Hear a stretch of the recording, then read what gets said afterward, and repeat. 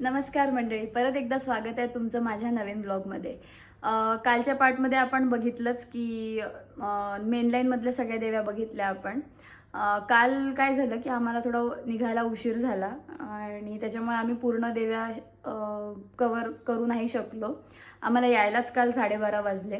So आज आपण यवतमाळच्या ज्या पूर्ण ॲक्च्युली पूर्ण नाही म्हणता येणार, ज्या काही मेन देव्या आहेत त्याच मी तुम्हाला ब्लॉगमध्ये दाखवते आहे.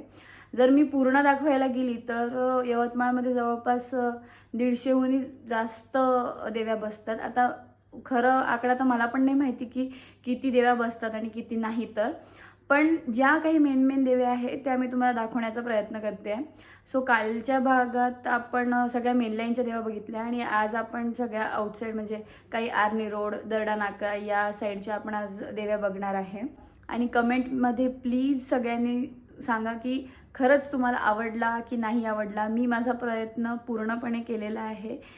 शक्य तितके मी शॉर्ट्स घेतले आणि शक्य तितके जवळून घेतले, पण काही काही ठिकाणी गर्दी असल्यामुळे मी तेवढे शॉर्ट्स नाही जवळून घेऊ शकली. आणि त्याच्यामुळे तुम्ही प्लीज मला कमेंट करून सांगा तुम्हाला आवडला नाही आवडला. आणि प्लीज माझ्या चॅनलला लाईक, शेअर आणि सबस्क्राईब करा. नवीन चॅनल आहे, प्लीज सपोर्ट करा. चला तर मग आपण निघूया. तर आता आम्ही आलो आहे माझ्या घराजवळची देवी पाहायला, म्हणजेच राणा प्रताप गेट जवळची मा जगदंबा इथे. इथे यांनी तिरुपती बालाजी मंदिराचा देखावा साकारला होता. देवी तर खूपच छान दिसत आहे, तुम्ही बघू शकता.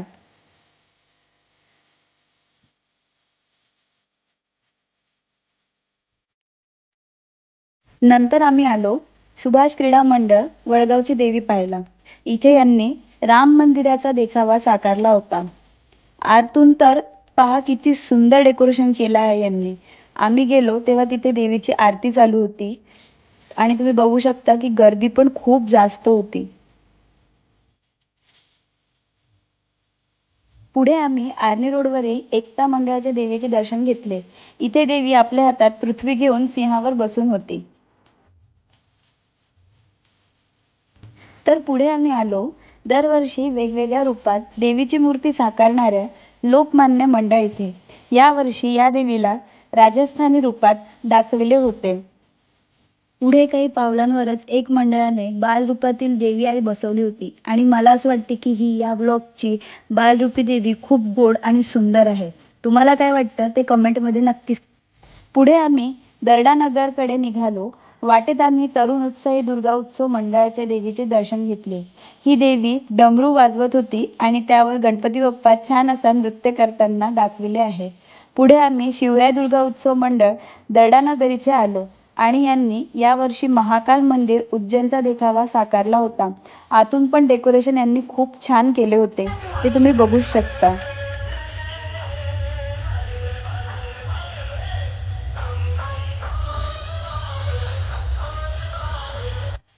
तिथून आम्ही आलो मातोश्री दुर्गादेवी उत्सव मंडळ इथे. इथे यांनी संत नामदेव पायरी पंढरपूरचा देखावा तयार केला होता.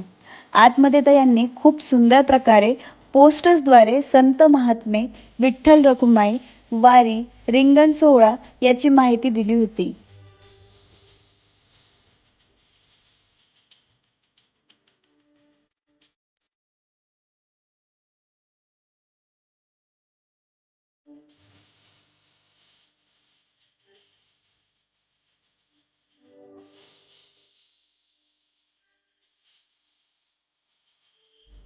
तिथून पुढे आम्ही आलो कवरनगर सिंधी कॅम्पची देवी पाहायला. यांनी पण डेकोरेशन खूप छान केले होते आणि एकदा देवी तर पहा किती सुंदर दिसते आहे ती.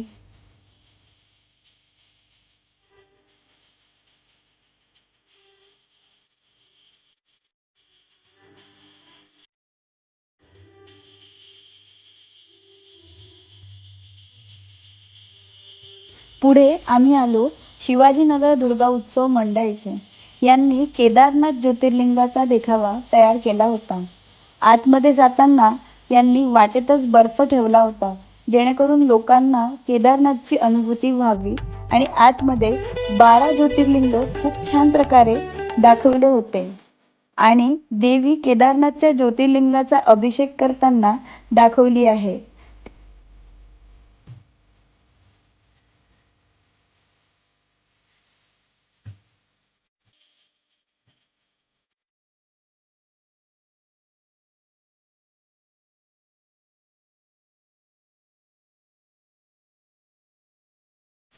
तर आम्ही ज्योतिर्लिंगाचे दर्शन करून पुढे निघालो सावरकर चौकातील देवी पाहायला. यांनी पण देवीचा पंडाल खूप छान तयार केला होता आणि देवी सुद्धा खूप छान होती. तिथून पुढे आम्ही आलो मा एकविरा मंडळाची देवी पाहायला. यावर्षी यांनी गुफा तयार केली होती. आतमध्ये तुम्ही पाहू शकता किती छान गुफेचं डेकोरेशन केलं आहे यांनी. आणि जी देवी होती ना ती झाडाखाली बसली होती आणि खूप सुंदर प्रकारे त्यांनी हा सीन दर्शवला होता. देवी पण खूप छान होती, तुम्ही पाहू शकता.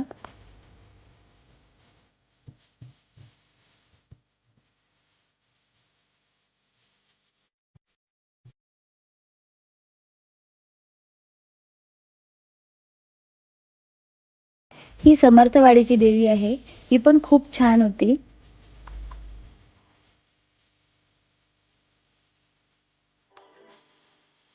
पुढे आम्ही संकटमोचन रोडवरच्या देवी पाहायला आलो.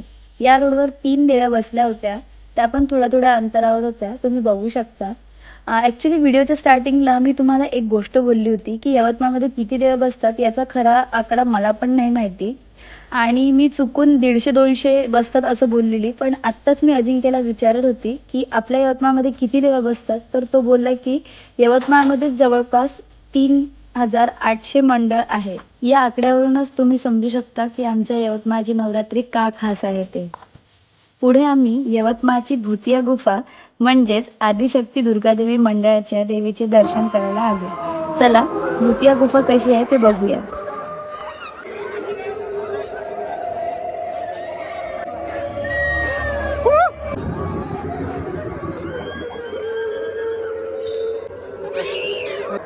इथे पण यांनी 12 ज्योतिर्लिंग दाखवले होते, पण काही सीन्सद्वारे. म्हणजे जसं की महाकालेश्वर होते म्हणून भूत पिशाच दाखवले. नंतर केदारनाथ दर्शनाकरिता पहाड चालून जावं लागतं तसं इथे केलं होतं.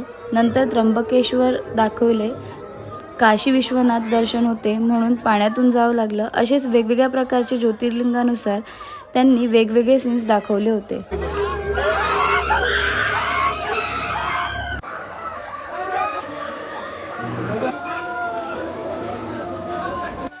सगळ्या ज्योतिर्लिंगाचे दर्शन झाल्यावर आपण पोचतो आई जगदंबेच्या दर्शनाकरिता.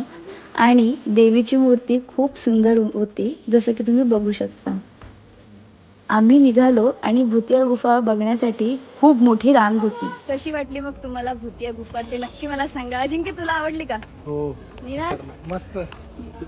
तुम्ही पण सांगा, आम्हाला तर मजा आली.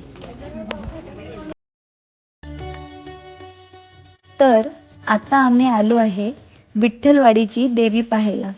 इथे पण देवीचा पंडाल खूप सुंदर दाखवला होता. आतलं जे डेकोरेशन होतं ते यांनी पंढरपूरची वारी दाखवली होती, तुम्ही बघू शकता.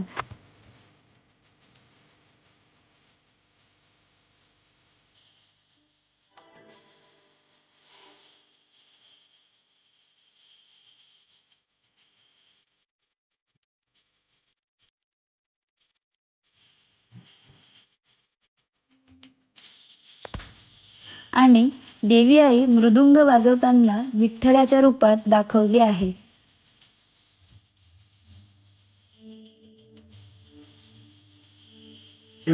बाहेर आल्यावर इथे संत तुकाराम महाराजांचे वैकुंठ गमनाचा चलचित्र देखावा सादर केला होता. वाहन पक्षीराज गरुड संत तुकाराम महाराज यांना वैकुंठाकडे घेऊन जाण्यासाठी देव. यानंतर आम्ही सेवानगरची मा निरंकाली मंडळाची काली माता बघितली. इथून पुढे आम्ही विदर्भ हाऊसिंग सोसायटीमध्ये बसलेली देवी पाहायला आलो. या देवीची मूर्ती उंच आणि खूप सुंदर होती.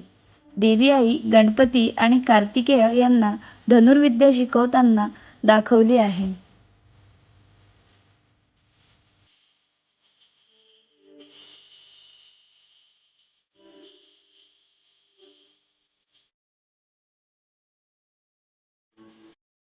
पुढे आम्ही आलो राणी झाशी बंगाली मंडळाची देवी बघायला.